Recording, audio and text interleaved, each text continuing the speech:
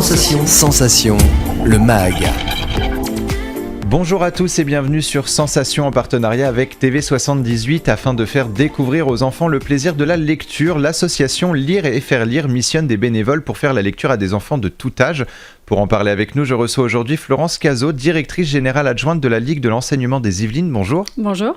Alors vous faites donc partie de la Ligue de l'enseignement 78. Quels sont les objectifs de cette association ?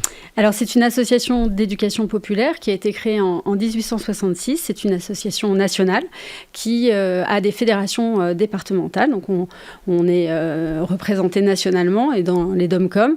L'objectif de l'association est de permettre l'accès à tous, à la culture, à l'éducation, au sport, à la santé, aux loisirs et aux vacances. Et Lire et Faire Lire a donc été mis en place pour faire découvrir la littérature aux enfants. L'association a été créée en 1999. Quelle est l'histoire de cette association ? Est-ce qu'elle répondait à des besoins spécifiques ? Alors, elle a été créée par Alexandre Jardin, pour qui, évidemment, la littérature est un élément essentiel de la vie et de sa vie. Et il a souhaité, en créant cette association-là, permettre aux enfants et à des personnes de plus de 50 ans, puisque c'est une des conditions pour pouvoir être bénévole pour l'association Lire et Faire Lire, de se rencontrer autour d'un objet qui est celui du livre, avec la seule volonté qui est la base du plaisir d'écouter et du plaisir de lire. Et ce sont des bénévoles qui font la lecture aux enfants. Quelles sont les conditions pour devenir bénévole ? La seule condition, c'est d'aimer lire, raconter des histoires et avoir plus de 50 ans, justement pour respecter la base de ce lien intergénérationnel. Et la littérature est à la fois une découverte et un miroir, tantôt fantastique, tantôt réaliste de notre société et de notre histoire. Pourquoi est-ce si important de faire découvrir la littérature à nos enfants dès leur plus jeune âge ?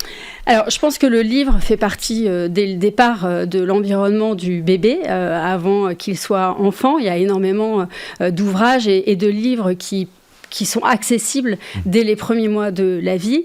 Et on sait par les études et par l'approche qu'on peut avoir que les enfants sont très attentifs et aiment qu'on leur raconte des histoires. C'est d'ailleurs des procédés qui sont très vite utilisés, que ce soit par les assistantes maternelles ou les personnels de crèche qui vont utiliser le livre comme étant le support du lien et qui rapproche au-delà de toute apparence, de tout âge, de toute orientation ou origine. C'est un outil qui fédère. Et aujourd'hui, de nombreuses œuvres sont illustrées pour permettre aux enfants d'avoir un intérêt supplémentaire pour la littérature.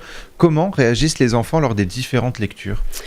Alors, l'expérience des bénévoles, quand ils interviennent dans les établissements scolaires ou les crèches, enfin auprès d'enfants, soit peu importe le lieu, ils vont venir avec des livres qui leur font plaisir, où ça va raconter des histoires un peu adaptées à l'environnement des enfants, des plus jeunes aux plus grands.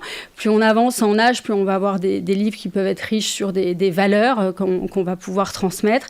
Les enfants sont plutôt... on décrypte pas la lecture, c'est pas du tout l'objet de Lire et Faire Lire, c'est vraiment d'écouter, de raconter, de lire, et les enfants vont pouvoir justement être peut-être éveillés à certains aspects par rapport aux lectures qui vont leur être proposées. Est-ce qu'il est possible, par exemple, quand on est un enfant, on va dire âgé, de pouvoir découvrir du Victor Hugo, par exemple, du Balzac, Alors oui, les séances de lecture restent quand même des temps courts, puisque les bénévoles vont pouvoir intervenir en complémentarité des équipes éducatives, quel que soit le lieu, que ce soit le collège, l'école élémentaire, maternelle ou la crèche. Donc c'est toujours des temps qui sont un peu contraints.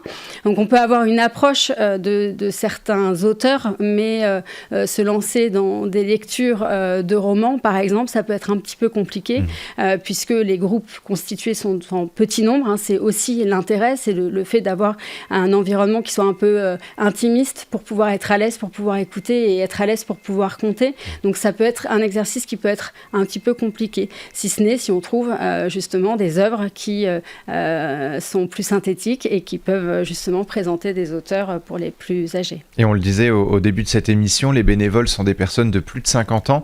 Vous l'avez un petit peu expliqué, mais j'aimerais qu'on détaille justement cet aspect de se faire rencontrer les générations. Pourquoi ?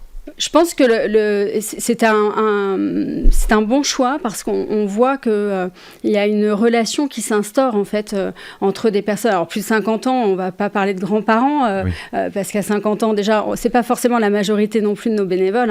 Nos bénévoles sont majoritairement à la retraite et il y a un côté un peu famille qui se crée de liens, c'est-à-dire que la personne bénévole, déjà, elle vient donner du temps à des enfants. Eux retrouvent des repères aussi dans des visages un peu plus âgés, un peu plus vieux, qui peut être un peu rassurant. Donc, c'est dénué de tout lien hiérarchique ou de lien institutionnel. Donc, il y a quelque chose il y a le plaisir de voir quelqu'un qui vient donner de son temps pour soi, parce que c'est du bénévolat, et les enfants ont un rituel et retrouvent un visage un peu familier. Oui, je pense qu'il y a un côté rassurant dans l'âge proposé aux enfants. Et depuis toujours, la littérature opère une certaine forme engagement envers l'environnement, par exemple, la préservation de la nature. À travers la littérature jeunesse, les enfants peuvent apprendre l'importance de la politesse, le vivre ensemble et la tolérance. Il y a un petit peu cette dimension cathartique, finalement, à travers la littérature. Est-ce qu'il y a justement cette volonté, au-delà de faire aimer la littérature, celle d'éduquer ? Je crois qu'on part du principe avec cette association-là que quelles que soient les lectures que l'on propose aux enfants, il y a de l'éducatif derrière. Mais les enfants vont choisir, vont prendre ce qui les intéresse, ce qui les sensibilise. Après, dans les lectures, donc les bénévoles, sur une année scolaire, puisqu'on fonctionne comme cela, on va rythmer aussi leurs interventions dans les structures avec des formations un peu alors on parle de formation, c'est peut-être pas le bon terme, mais on propose des temps d'une journée avec des auteurs, avec des illustrateurs, ou alors autour d'une thématique, justement pour leur permettre de découvrir des ouvrages dans la littérature, leur donner des idées par rapport au public auprès desquels ils interviennent, et pouvoir parfois compléter aussi des programmes scolaires en lien avec l'enseignante ou en lien avec le projet de la crèche, où justement, avec les lectures, ils viennent un petit peu alimenter ce que les enfants découvrent par ailleurs, mais on ne veut surtout pas rentrer dans un rôle trop éducatif pour que les bénévoles restent bien focalisés sur ce plaisir de la lecture. Mais les bénévoles choisissent des livres aussi parce que ça les intéresse et parce que ça apporte des choses aux enfants. Et où intervenez-vous et quel est l'âge moyen des enfants qui participent à ces ateliers lecture ? Alors, l'âge moyen, on est plutôt sur l'école maternelle élémentaire, de manière globale, sur du cycle 2, même si on a des interventions quand même en collège, mais moins importantes. Et en crèche, ça se développe de plus en plus parce que on voit bien là aussi que c'est quelque chose d'assez extraordinaire et ça complète vraiment ce que les équipes éducatives mettent en place. J'ai oublié le début de votre question. C'était où intervenez-vous et quel est l'âge moyen des enfants ? Donc, on intervient dans des crèches, dans des écoles maternelles, ça peut être aussi dans des accueils de loisirs, des écoles élémentaires, des collèges. Et puis, il peut y avoir d'autres initiatives qui peuvent être portées, c'est plus à la marge, avec des sollicitations par rapport à une vie de quartier, par rapport à un centre social. Voilà, c'est des choses qui se font au fur et à mesure du temps, quand on rencontre des partenaires qui souhaitent mettre en place cela. Et que doit faire une structure justement pour faire appel à vos bénévoles ? Il suffit de se connecter sur le site de Lire et faire lire, ou alors de nous contacter à la Ligue de l'enseignement, et à ce moment-là, on voit ensemble leurs besoins et on recherche des bénévoles qui habitent près de leur structure. Est-ce que la crise sanitaire a renforcé l'idée que la littérature est essentielle dans le développement et l'enseignement des enfants ? Alors, la crise sanitaire a mis à rude épreuve le dispositif et l'association Lire et faire lire, puisque nos bénévoles ne peuvent plus intervenir en fait dans les écoles depuis mars 2020. Là, on espère pouvoir reprendre dès les vacances d'octobre.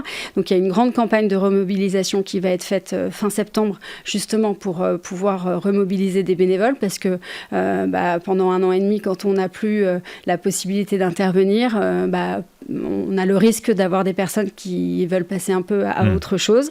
Et puis, les structures, souvent, il y a aussi des changements de personnel. Enfin, voilà, il faut tout remettre en place. Donc ça, et donc ce dont on s'aperçoit, c'est qu'effectivement, c'était un grand manque pour les équipes, mais la crise sanitaire a apporté beaucoup de manques. Donc oui, bien sûr que c'est important de le maintenir. Et la littérature restera toujours essentielle. Oui. Merci beaucoup, Florence Cazot, d'avoir été avec nous sur Sensation. Pour plus d'informations et pour prendre contact avec l'association, un site existe, lireetfairelire.org ou la ligue78.org. Et pour revoir ou réécouter cette émission, rendez-vous sur notre site et application Radio Sensation.